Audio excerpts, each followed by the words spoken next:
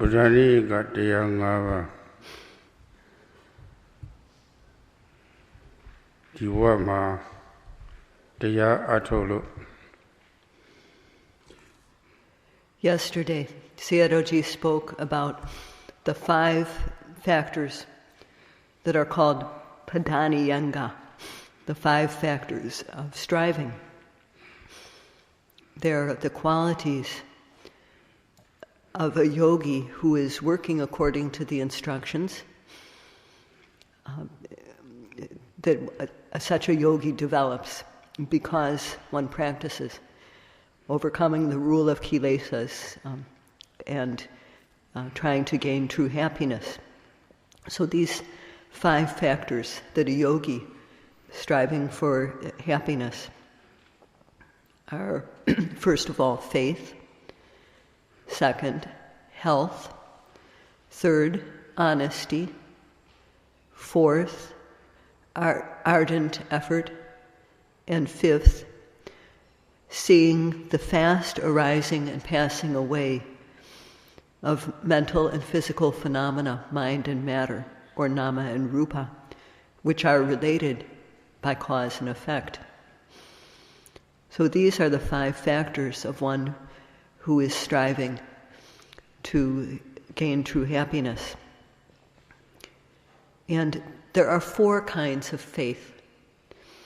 Ordinary people may have 2 of these 4 types of faith, and some people have no faith at all. So this is what Sayadaw-ji wants to speak about today. Faith, or saddha, is explained in the text as being of 4 kinds. And these are, first of all, agama, faith, agama saddha, A long A, G A M A.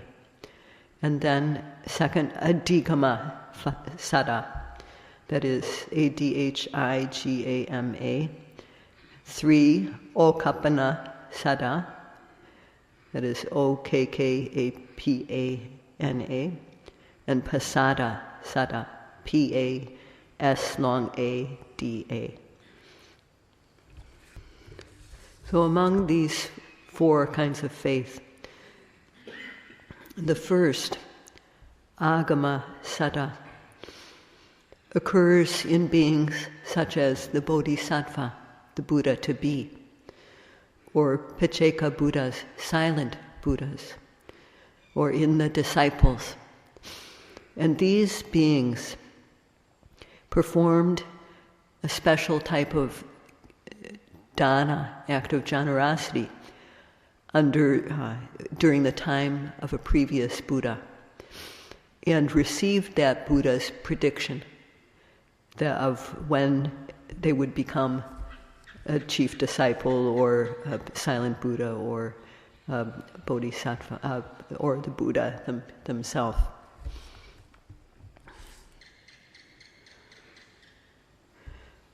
More than 2,500 years ago, the Buddha Gautama arose in the world. In a time long ago, long before that, under the Buddha Padamudra, he donated his bodily strength, he donated his body. And that Buddha predicted that this being will become the Buddha Gautama 91 world cycles later. And from that time, this is what is meant by receiving the prediction of a previous Buddha. And from the time of receiving that confirmation, the Buddha to be developed the paramis, special qualities, and the type of faith that this being has going through all these, all the time, from the point of getting the confirmation to the being becoming the Buddha, that type of faith is called agama saddha. Adhikama Sada, the second type of faith, is the type of faith that arises in beings who practice the practice of vipassana, like we are, and developing knowledge stage by stage. These beings go from observing the continual stream of mental and physical phenomena, nama and rupa, that is called pavata, to apavata, where this stream of mental and physical phenomena dies down. It passes away, and when it does, one comes to see nibbana with the path, and fruition knowledge. These people are called Arya.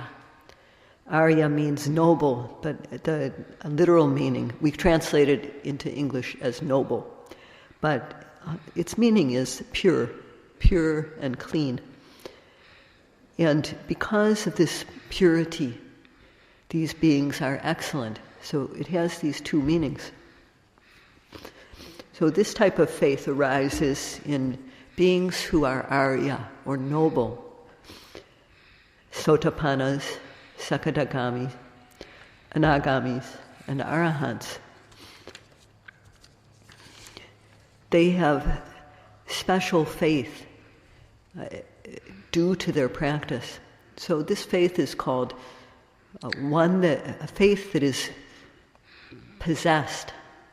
One possesses this faith firmly. The yogis now are observing all the time, in order to gain this type of knowledge and this type of faith. The yogis are observing all the time in order to develop this, observing one moment after another. And knowledge develops stage by stage. With the three trainings, when the three trainings come to completion, then the kilesas are dispelled. The gross kilesas, or mental defilements, transgressive defilements, are destroyed by the training of sila. The obsessive defilements, or kilesas in the mind, are destroyed by the training of samadhi, concentration. And the very seeds, the potential for kilesas to arise, is eliminated completely by the training of panya. So when one's vipassana knowledge becomes complete, because one knows in a penetrating way, one gains this adhikama sada.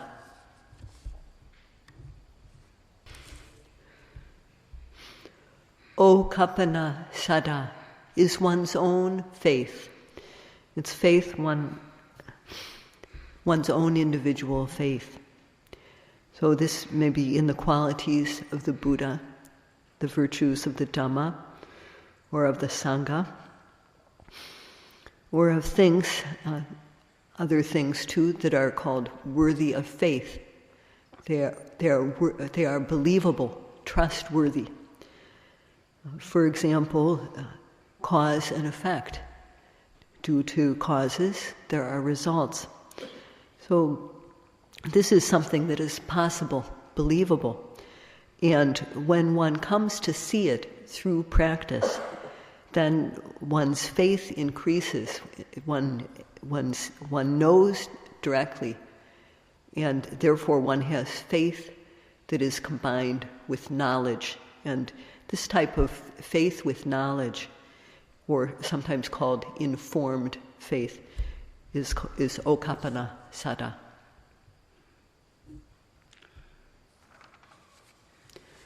To explain, the Buddha has many virtues, many special qualities, and one of them is this word, is expressed by the word Buddha. And this word has a hidden meaning. Its hidden meaning is one who knows for himself the truth of suffering, the truth of its cause. When an object arises, taking pleasure in it, tanha, craving, and the cessation, the coming to an end of both the truth of suffering and its cause. This is called nirodha satya, the truth of cessation. And last of all, the path which leads to the cessation of suffering and its cause. And this is what the yogis are practicing now, this path. One sees these four truths with path knowledge. But now, yogis are practicing, and this path is called the forerunner path, Padhaniyanga.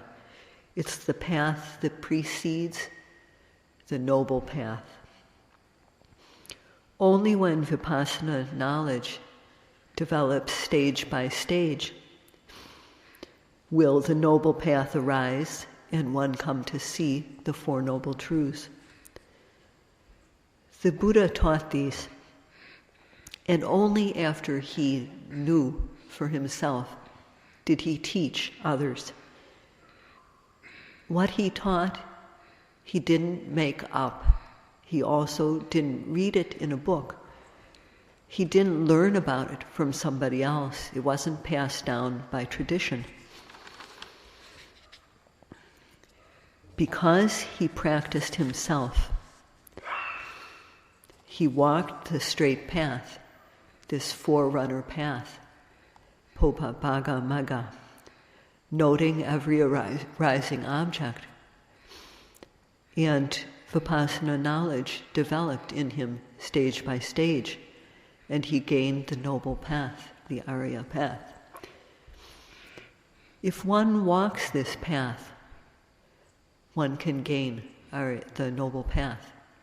So one believes this. This is something one believes.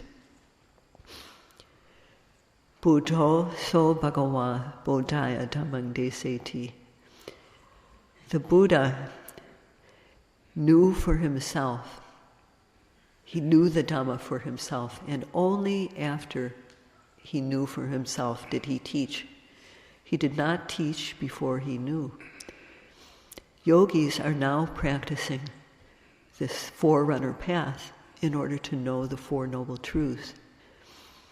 That the Buddha taught. He taught with karuna, metta and karuna, loving kindness and compassion. If we follow this path that the Buddha taught, we will reach Nibbana.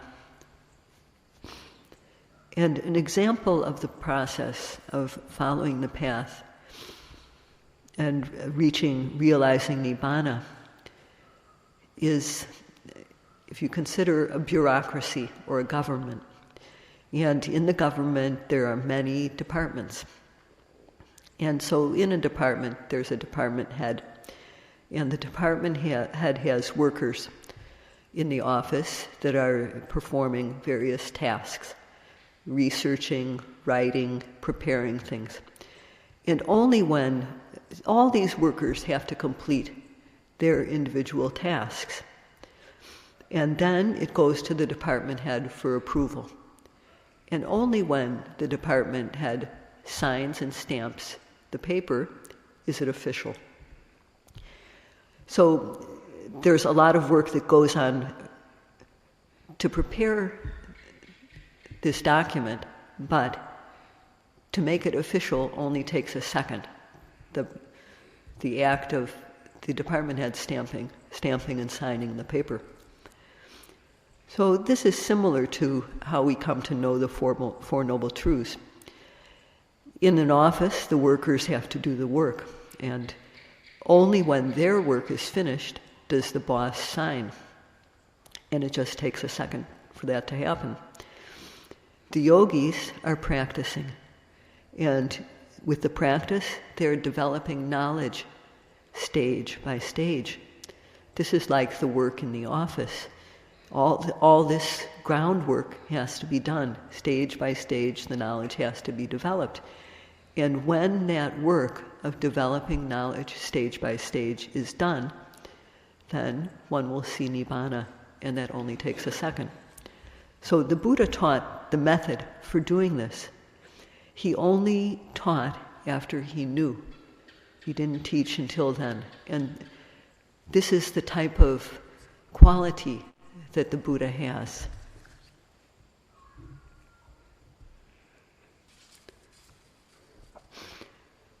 To draw an analogy, or to compare this faith, given another way to show it,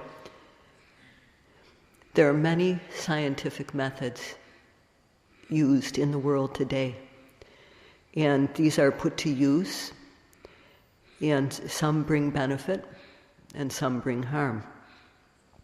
So what we know in science now is based on previous scientists, what they found. And the things that people found in early days are used by later generations of scientists. So, as far as the method of practice, in science, if I understood correctly, is there such a thing as a first person to develop science, develop a scientific idea? So with the kilesas, mental defilements, there is a method to dispel the gross transgressive defilements, physical and verbal misdeeds, and to dispel the medium-grade ones that obsess in the mind, and the refined ones that lie dormant. 2,500 years ago, the Buddha found this path. He found this path for eliminating mental defilements for himself, and he taught it. And because of his having discovered the path, the trainings, and taught it, there are a series of people, beings, since the time of the Buddha who have practiced these trainings from that time up until now. So in science, when we apply a teaching from science, put it to use, and we find something that's true, then we come to accept. We say, oh, this is valid. So this too is faith. Dhamma, the Dhamma, is something which bears and protects the one who practices according to the instructions of the Dhamma. And those who practice according to the Dhamma and realize knowledge, these are the Sangha, Savaka, the ones who listen, who have listened to the instructions of the Buddha. The Buddha instructed, these things should be avoided. Don't do them. And those things should be done. You should do them. And he taught how to avoid things that should be avoided, and how to accomplish things that should be done. The Buddha's disciples, the Sangha, listen respectfully and carefully and put into practice what they learn. And then they gain true happiness. So this is the quality of the Sangha. They're said to be supatipanna. That means they walk the correct path and reach the correct destination. So this is a quality of the Sangha. And when one hears about something like this, then one says, it's true. One understands that it is true because one sees the validity of it based on cause and effect. One makes a decision based on understanding. And this is called Okapana Sada. The Sangha is the group of people who followed the instructions of the Buddha. If you do that, if you do these types of misdeeds, then these bad results will come. If you undertake these good things, then good results will come. So the Buddha gave the method, he taught the method for avoiding what should be avoided and undertaking what should be undertaken. He knew himself, and after he knew for himself, he taught. And in teaching, he didn't have any aim of gaining praise from the students or of getting gifts. He didn't want that. His intention was that if people don't know about this, if they don't know about this method, then they won't walk this good path, this good and straight path. So with the wish that they be happy, that they gain happiness by following the path, he taught out of great compassion. This is something that we should understand. And this Buddha who taught in that way is among the things that are worthy of faith. The Dhamma which he taught is good on hearing it. It brings clarity. The mind becomes clear just on hearing it. And when putting it into practice, one gains happiness. When one reaches the end of the path, one gains nibbana. If one practices, one will realize this for oneself. So those who are practicing respectful are the Sangha, the Savaka Sangha. Savaka means those who are listening respectfully and practicing respectfully. So one can't listen disrespectfully. One shouldn't listen with a lot of questions like, what is it, why is it, or with the aim to criticize what one hears. One also shouldn't listen without faith. One should listen with the intention to practice according to what one hears. Sakacang sunanti. To the extent that one practices according to the instructions, the kilesas, the mental defilements, which have been following us throughout lifetimes, start to show a minus sign. They become reduced. So this is something we should understand. If one practices according to the instructions of the Dhamma bears that person. So one needs to understand this quality of the Dhamma. Listening to the Buddha, the words of the Buddha with respect, and practicing respectfully are the true savakas, true disciples.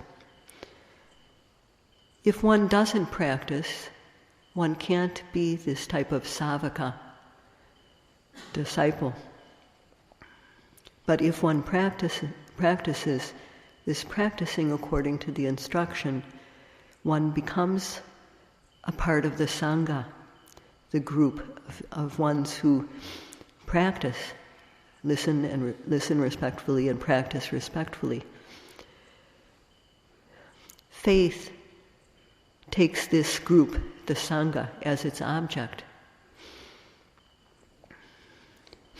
Faith is awakened by hearing about the qualities of the Buddha, by hearing about the qualities of the Dhamma or of the Sangha, or by hearing about lifetimes, or about cause and effect, about understanding this to some extent, to whatever extent possible.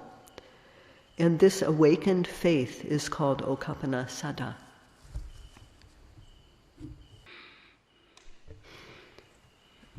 When one hears about the qualities of the Buddha, or of the Dhamma, or of the Sangha, these things that are truly worthy of faith, when one knows about these, one's faith becomes firm and it withstands opposition. This is called asala. It doesn't waver.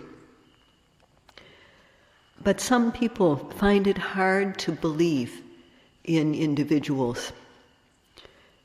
So, for that reason, one needs to understand then the quality of the Dhamma that the Buddha taught. We need to know, if we don't have faith in individuals, then we need to understand the virtue of the Dhamma. This practice of satipatthana that we are doing now is the one sure path to gain 7 benefits, starting with purity of mind. This is what the Buddha stated. And if we do this practice, the Buddha said to do it and see for oneself. The Dhamma of the Buddha is well preached, svakato bhagavata dhammo. This means that when we practice according to what the Dhamma says, the results that we get are consistent with the practice that we do. So when we practice the Dhamma, our faith awakens further.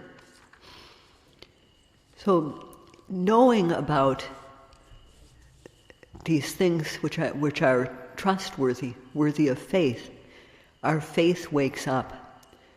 But after, just like when a person wakes up, if they don't have anything to do, they will just go back to sleep. So too with our faith. Once our faith is awakened by hearing about things, then we need to put that faith to work.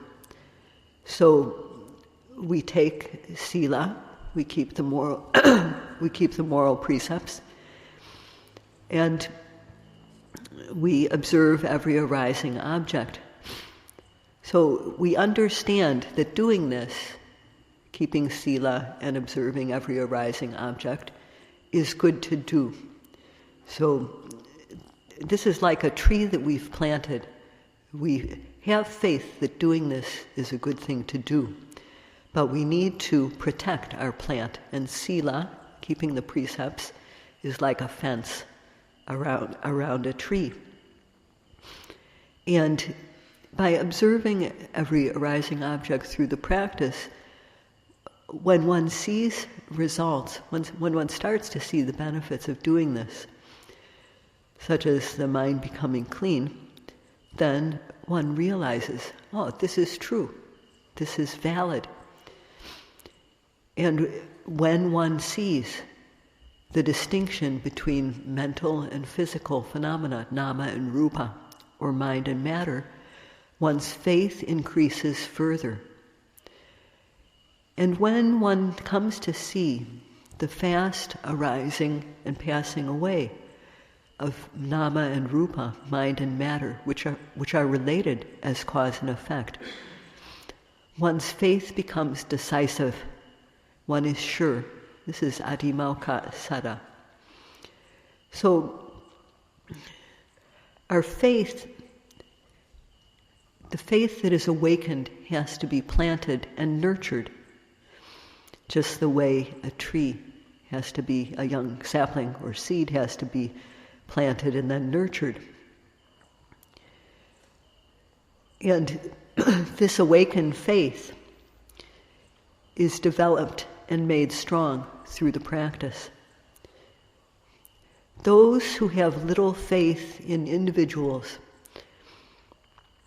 don't want to reflect on the qualities of the Buddha, or they don't want to reflect on the qualities of the Sangha.